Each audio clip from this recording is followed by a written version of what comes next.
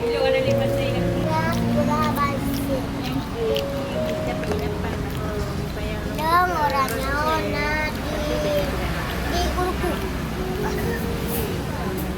Long orangnya lagi di kuku. Tapi yuk kemana?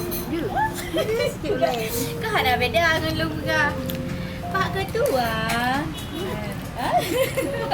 Buat Pak Ketua.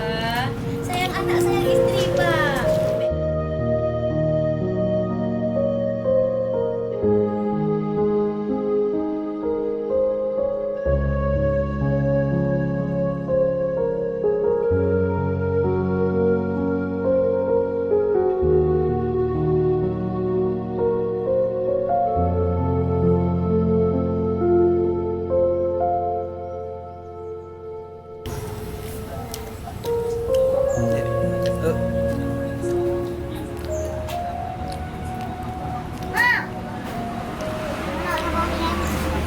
Tak tahu ngomong apa lagi, tak tahu. Dah cukup. Dah cepet. Ini bakso kerupuk ya, Bang? Ya. Bakso kerupuk.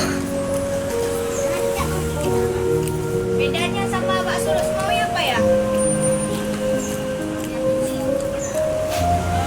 Tak terlalu banyak lemak, tak terlalu banyak minyak. Cina.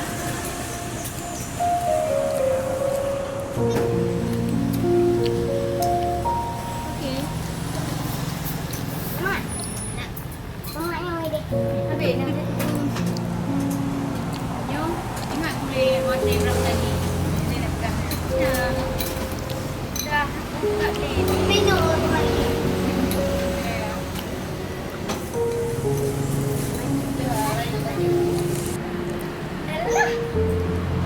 Okey. Jadi juga. Berarti kamu Ronyona cara pembagian kado ke anak yatim. Makan bareng sama anak yatim. Itu kan dari hasil YouTube ke? Dari Pak Hashimi.